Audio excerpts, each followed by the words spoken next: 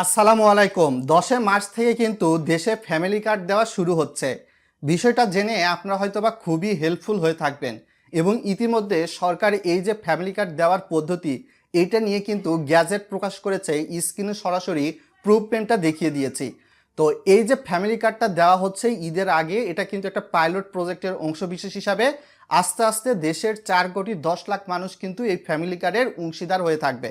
ভিডিওটা লাইক করে চ্যানেলের নতুন দর্শক হয়ে থাকলে সাবস্ক্রাইব করে দিবেন এবং প্রথম দিকে যে 13টি উপজেলায় ফ্যামিলি কার্ড দেওয়া হচ্ছে এই ভিডিওতে কিন্তু আপনাদেরকে আমি বিষয়টা শেয়ার করে দেব এবং এক্ষেত্রে কি কি প্রয়োজনীয় ডকুমেন্টস লাগবে।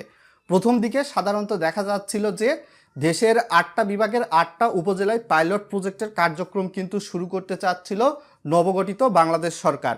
তবে সেই সিদ্ধান্ত থেকে সরে এসে এখন দেখা যাচ্ছে যে 13টা উপজেলায় এই ফ্যামিলি কার্ড দেওয়া হচ্ছে। প্রথম দিকে হতদরিদ্র, তারপর দরিদ্র, তারপর নিম্নবিত্ত, তারপর মধ্যবিত্ত শ্রেণীর মানুষরা কিন্তু এই ফ্যামিলি কার্ডের অংশীদার হতে পারবে। আর ফ্যামিলি কার্ডটা আসলে কোন কোন উপজেলায় দেওয়া হচ্ছে এই ভিডিওতে নাম জানাতে চাইছি আপনাদেরকে। বনানীর কাকরাইল বস্তি, পাংশা, পতেঙ্গা, বানজামপুর, লামা, খালিশপুর, চরফাসান, দিরাই, ভৈরব, বগুড়া সদর, লালপুর, ঠাকুরগাঁও ও নবাবগঞ্জ। তো এইটা ছিল কিন্তু বিষয়। আর ফ্যামিলি কার্ডের টাকা কত করে পাবেন?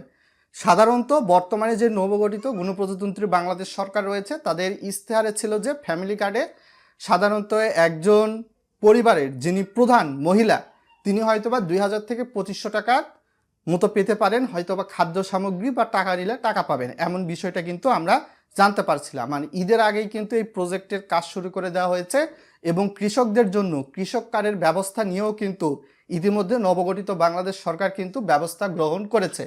তো যেই গ্যাজেটটা প্রকাশ করা হয়েছে আপনাদের সামনে বিষয়টা স্পষ্ট হচ্ছে। এখানে কুবিটির কার্যপরিধি, ফ্যামিলি কার্ড বাস্তবায়নে একটি উপযুক্ত ডিজাইন প্রণয়ন এবং সুবিধাভোগী নির্বাচন। 3 নম্বরে বলা হয়েছে নারীদের জন্য বিদ্যমান অন্য কোনো কর্মসূচিকে ভিত্তি হিসাবে ব্যবহার করা যায় কিনা তা পর্যালোচনা। সুবিধাভোগীদের ডাটাবেস প্রণয়নের লক্ষ্যে জাতীয় পরিচয়পত্র ও ন্যাশনাল হাউসহোল্ড ডাটাবেস আন্তঃসংযোগ স্থাপনের মাধ্যমে ডিজিটাল এমআইএস প্রণয়নের সুপারিশ করা হয়েছে। আসন্নই ঈদ উল ফিতরের পূর্বে ফ্যামিলি কার্ড বিতরণ করার লক্ষ্যে 24শে ফেব্রুয়ারি থেকে কিন্তু প্রাথমিক প্রতিবেদন দিতে বলা হয়েছে কাজ শুরু করতে। আর সরকারি এই সিদ্ধান্তটাকে যদি আপনি ইতিবাচক বা ভালো হিসাবে দেখেন, ভিডিওর কমেন্ট বক্সে ভালো লিখে জানাবেন। কে কোন জায়গা থেকে ভিডিওটি দেখছেন অবশ্যই ভিডিওর কমেন্ট বক্সে লিখে জানাবেন। আর এই ফ্যামিলি কার্ডটা কিন্তু অবশ্যই বিতরণ করা হবে সমাজসেবা অধিদপ্তরের মাধ্যমে।